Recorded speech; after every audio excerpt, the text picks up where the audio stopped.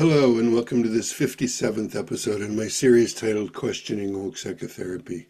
My name's Michael Dewan Herrick, and I'm a psychotherapist and a life coach in private practice in London. I assume that wherever you are, if you follow the news, you're aware of the riots that have recently kicked off across the UK. I wasn't going to talk about this.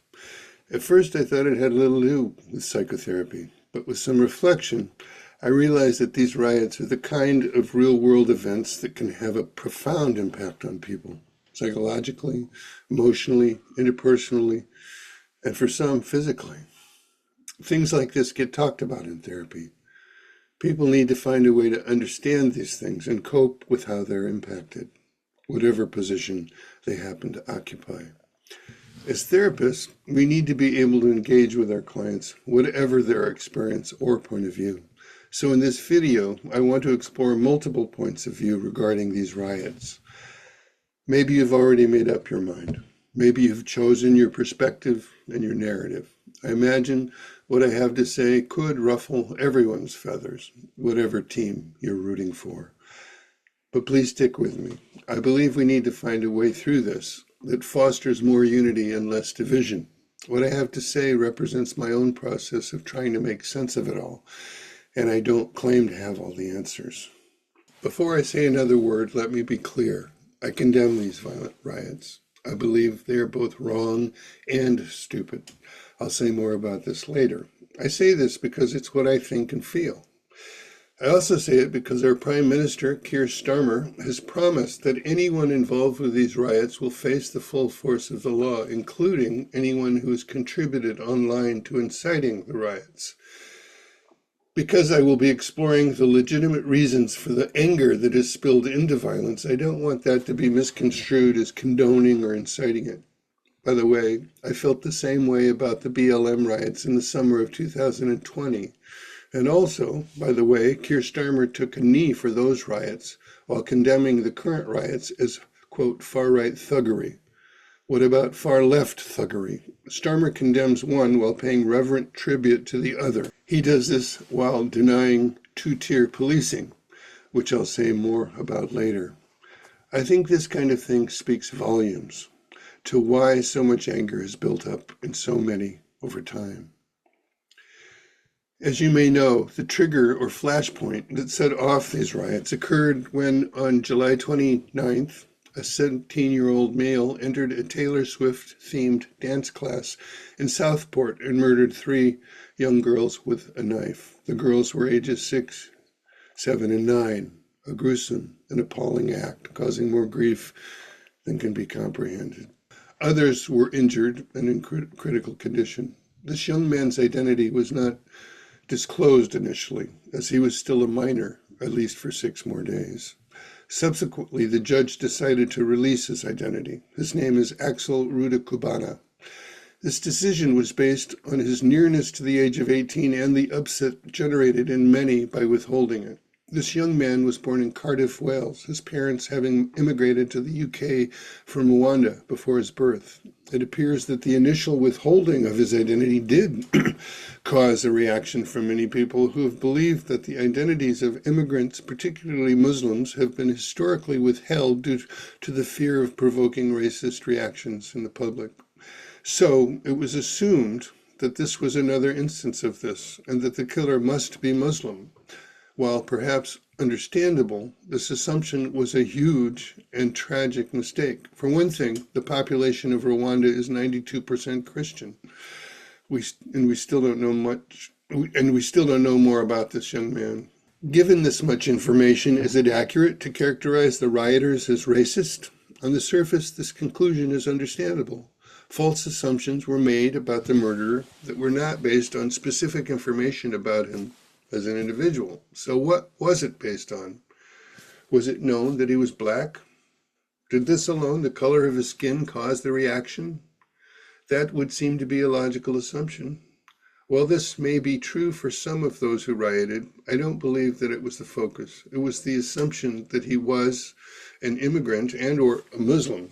This is not a race. A Muslim is a person of any race who follows the religion of Islam For most rioters, I believe, the consequential false assumption was that the murder was motivated by religious ideology.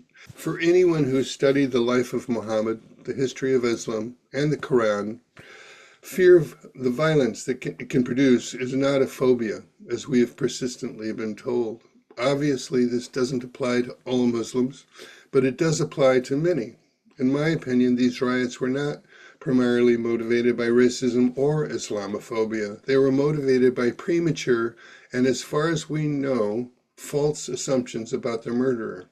They also targeted innocent Muslims indiscriminately.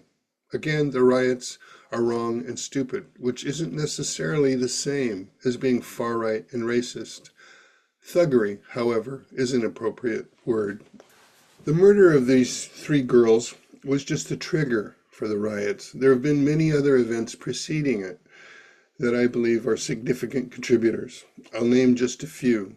One was a riot that occurred in Leeds on July 18th when angry residents reacted to 4 children of a Romanian family being taken into care by social services. It's unclear who the rioters were. While it is a predominantly Muslim area and some Muslims were present, the Muslim community leaders stated that they had nothing to do with it. Perhaps it was Romanian immigrants? In any case, the police arrived but were told to retreat and did nothing to quell the violence. One person was arrested. This was a white woman standing outside of her home and yelling at the rioters. She was told she was being arrested, quote, for her own safety, unquote. For many, this provided further evidence of 2-tier policing.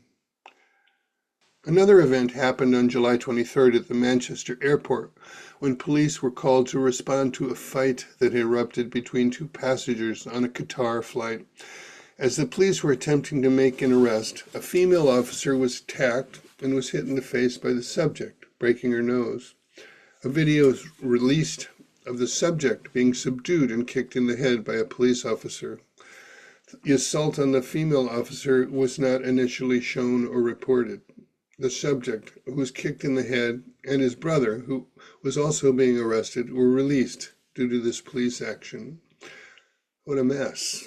I doubt kicking subjects in the head is standard practice and is obviously questionable and needing investigation. At the same time, when police have been assaulted, I doubt it is standard procedure to let the assailant go. This event contributed to the perception of 2-tier policing and raised the temperature for those feeling angry about it. I see in the news today that 58-year-old Derek Drummond has already been jailed for 3 years for punching a police officer outside a mosque during a riot in Southport. I don't question this sentence. But meanwhile, we have yet to see what will come of the police officer's broken nose in Manchester nearly 3 weeks ago. Suspects have been charged, but so far no convictions.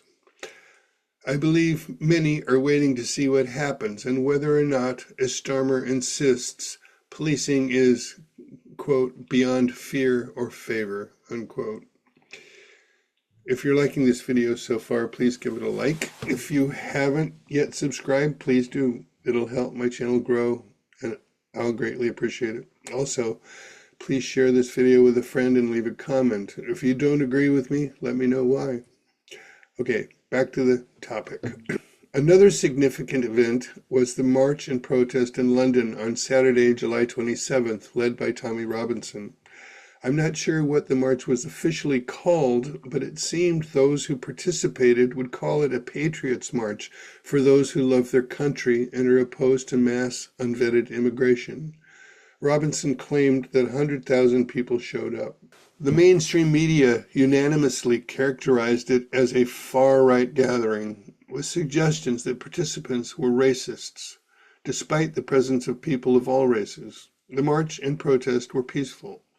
There were anti-racist counter-protesters and 9 arrests were made. While not good, not as bad as one might anticipate with such numbers. It also seems unfair to characterize all who attended by the behavior of a few. Does anyone recall the mainstream media coverage of the BLM riots of 2020, where reporters stood in front of burning buildings and declared that it was a mostly peaceful protest?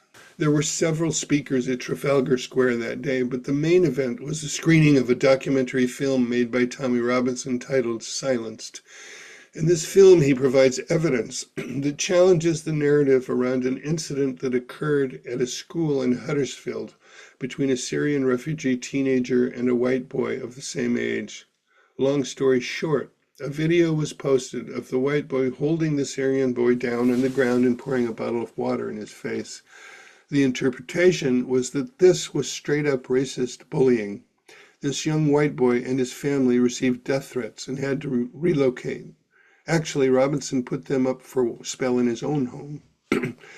In making his documentary, Robinson questioned people who knew of this Syrian boy at the school, including teachers and other students. Many confirmed that this boy had violently attacked English girls.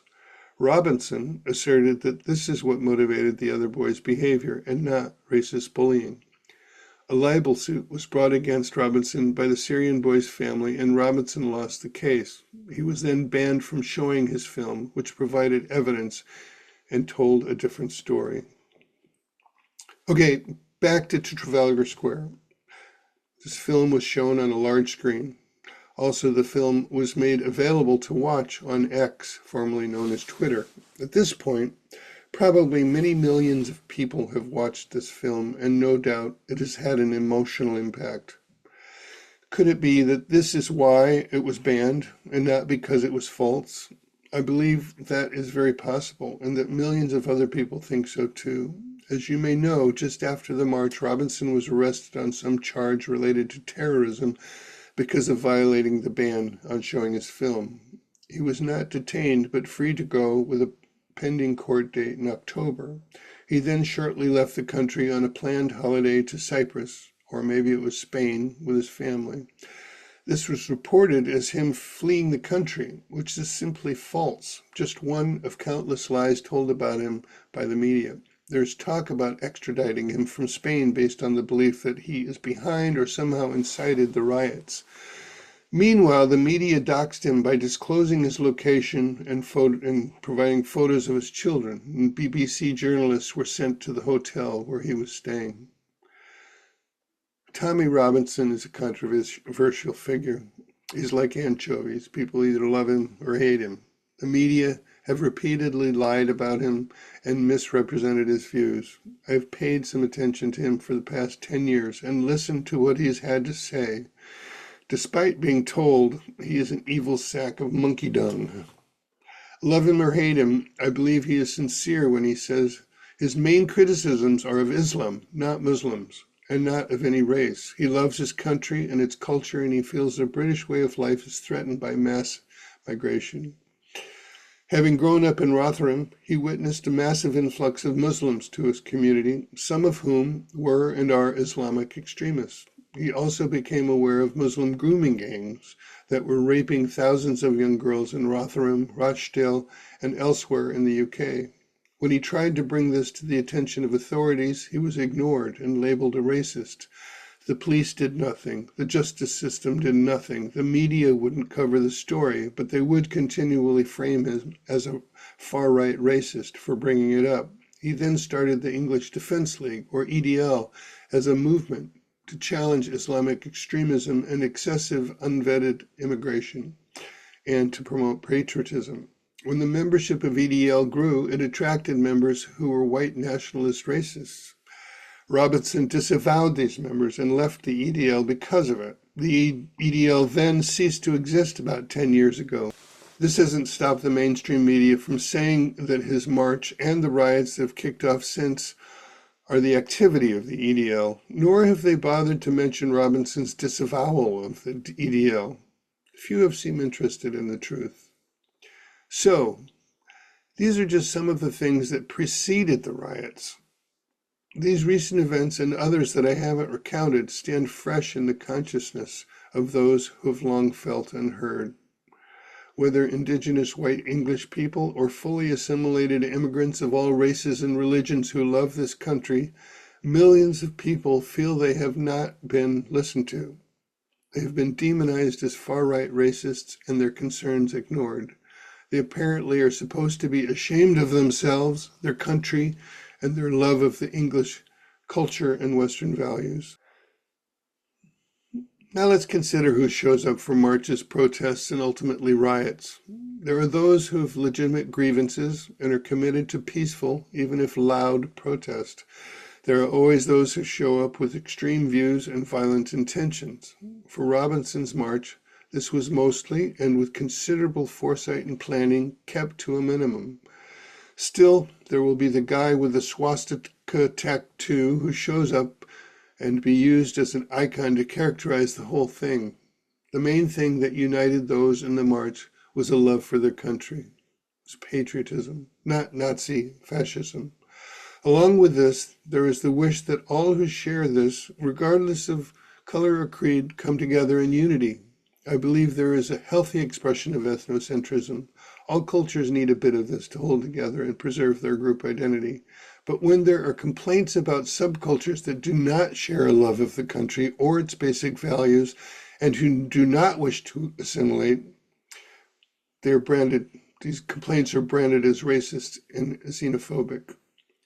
When a protest becomes a riot, those doing the rioting are separate from those doing peaceful protesting. Some rioters are inflamed by their anger at what they perceive to be injustice and have lost control. Maybe they were protesters to start with. These people do wrong and stupid things. Some are outside players stirring up trouble to discredit the protesting. Some are just exploiting an opportunity to take pleasure in destroying and stealing things. In the case of these riots, they were not orchestrated by Tommy Robinson. He has condemned them. Contrary to any assumption that he is behind them, they actually have served to sabotage his entire message in the hope that it could be heard. He is not at all happy about it. He understands people's anger, but in no way approves of the rioting. Now everyone involved in the protest is branded as a far-right racist, indistinguishable from the rioting thugs who should be arrested and put in prison. Problem solved. Have you ever been in an argument with a partner where you're trying to explain something you're unhappy about? Your partner isn't listening. They're accusing you of something else. Have you ever lost your temper and started yelling or saying bad words? What happens next? Your bad behavior becomes the only thing deserving of attention. You owe an apology, and whatever complaint you initially had, swept away. That's pretty much what happens with a riot, just on a larger scale. There are tens of millions of people in this country with legitimate complaints. They deserve to at least be heard. Locking up the rioters does not solve the problem unless you have reduced the problem to just a bunch of far-right racist extremists. Demonizing those who speak on their behalf, like Tommy Robinson, and shutting down free speech does not solve the problem. It makes it worse. Whether it be Robinson, his followers, or others who raise similar issues, their main complaints are framed by the left as anti-immigration. But this is not what I hear most of these people saying. They aren't anti-immigration. They're against mass and unvetted immigration. They want and expect that immigrants will assimilate, embrace the fundamental values of their culture, and make a contribution. Most, in fact, do. But too many don't. Whatever their religion, cuisine, style of dress, what holy days they celebrate, protesters want immigrants to also subscribe to the principles of freedom of speech, the rule of law, a democratic system of government. They don't think exceptions should be made for forced marriages, honor killings, female genital mutilation, public calls for genocide, religiously justified rape, or any other kind. They don't believe there should be blasphemy laws or that there should be zones where Sharia law is tolerated. Most recognize the valuable contributions made by immigrants and welcome them under these conditions. It doesn't matter what their race or religion, they're embraced as full citizens. Are there exceptions? Of course. Far-right racists exist and should be called out, exposed, and rigorously challenged, including arrested if they break the law. But I believe it is time to separate these people from the good people who simply love their country and want to feel safe, take pride in their culture and way of life, and have a chance to thrive. I've done some research into the benefits and costs of immigration in the UK. It's complicated, and I don't want to get bogged down in the details. Clearly, there are economic as well as social and cultural benefits, but there are also economic, social, and cultural costs. Trying to make sense of it all makes my head spin. Depending on one's narrative and agenda, different things can be identified and used to support one's position, and other things ignored. This happens on both sides of the debate. I'm reminded of the famous quote by Mark Twain about the three types of lies. 1. Lies. 2. Damn lies. 3. Statistics. I'm no expert in economics or immigration, but what I have learned convinces me that mass and unvetted immigration is costly and unwise and not beneficial. There are good reasons that people complain about it. Wanting something to be done about your daughters being raped by Muslim grooming gangs doesn't seem like too much to ask. So, yes, clamp down on the rioters, arrest, prosecute, and give them prison time. While you're at it, clamp down on, arrest, and give prison time to Muslim gangs out for vigilante justice.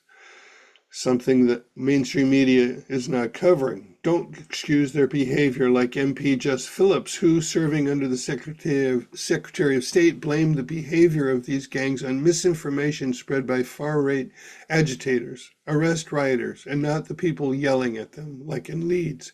Quit lying about two-tier policing and treat all equally under the law. And when you've done that, listen carefully to the complaints of protesters and do something that shows that they matter. And a bit of late-breaking news that's relevant. The bad news first. Labor councillor Rick Jones has made a shocking statement in front of a crowd of pro-Palestinian, anti-racist counter-protesters. I saw it with my own eyes and heard it with my own ears on YouTube. He said, regarding the rioters, quote, "They are disgusting Nazi fascists and we need to cut their throats and get rid of them all," unquote. Behind him, the crowd cheered, including a woman wearing an Amnesty International badge. That's the bad news. The good news is that the BBC has reported on this, and Mr. Jones has been arrested, although not yet charged with a crime. Also, apparently, a Labour spokesperson has said, quote, "This behavior is completely unacceptable and it will not be tolerated," unquote. Depending on what happens next, this might provide a bit of evidence that sometimes two-tier policing and two-tier media doesn't hold sway. I'm not super optimistic. Will Starmer's justice be as swift with him as with the rioters? But I think it's important to acknowledge when evidence runs counter to one's narrative, even if slightly. You can call me naive, but if there's one thing that I believe would begin to set us on a better course, it's this. We should really listen to people we come to hate. We especially should not let other people tell us who to hate and who give us all the reasons we should hate them. We should listen deeply and directly to what people have to say for themselves. We should not cherry pick out of context things they have said that confirm our preconceptions. We should find out for ourselves who they are and what they believe and what they want. Just maybe they've been misrepresented. I'm not saying this will always result in peace on earth and goodwill toward man. We will discover that some people really are a horrible threat, and if not worthy of hatred, at least fear. We may need to stand up against them. But this will be from real knowledge and not the product of being mindlessly manipulated by those with their questionable intentions. Such deep listening and talking will reveal common ground that can serve to unite us rather than divide us. This won't always be possible, but it should be sought after. Governments should do this too. As for who we might hate but need to listen to, this goes for Tommy Robinson, for Muslims, for Jews, for Palestinians, for immigrants, for politicians, and for those of a different race, including white people. Maybe you can add some more to this list. There are those with vested interests in keeping us at each other's throats. Falling for this is stupid and entails tragic costs. If you think what I am suggesting is not possible, I point to the story of Daryl Davis. Davis is a black blues musician in the U.S. who spent significant time speaking with KKK members, trying to understand why they hated him just for being black. Long story short, through cultivating relationships with these people and their families, eating meals with them in their homes, very many of them left the clan and surrendered their clan robes to Davis. He's accumulated quite a collection. Maybe we all have some clan robes to surrender if only we are willing to dialogue with those we hate. It would be naive of me to imagine that everyone will surrender their robes. Some will not. For those, we need to be alert and smart about how to deal with them. This goes for far-right racists as well as far-left totalitarians. Thuggery goes both ways. It goes for Islamic extremists, too. So while we should not allow ourselves to be manipulated into hatred, neither should we dismiss legitimate concerns and warnings and justify our dismissal as the moral high ground against hate. Do we have enough wisdom to navigate such a complex discernment? We shall see. As therapists, we may take our own position on all of this. That's fine. What is not fine is to try to persuade our clients of our position. It is to hear them out. What do they think and feel about these kinds of world events? How are they impacted? How did they arrive at their own views? How do they construct their understanding? What is their capacity to mentalize or imagine the positions and experiences of those they may disagree with or even hate? Are there any facts that are hard for them to reconcile with their narrative? Our job is to hold a neutral but curious stance, empathize with our clients' experience, and help them cultivate as full an understanding as they possibly can. They may draw conclusions we don't agree with. That's their right, and we have to let that be okay. Thanks for staying with me to the end. That's all for now. Take care of yourself and each other, and stay safe. Bye for now. Hope to see you next time.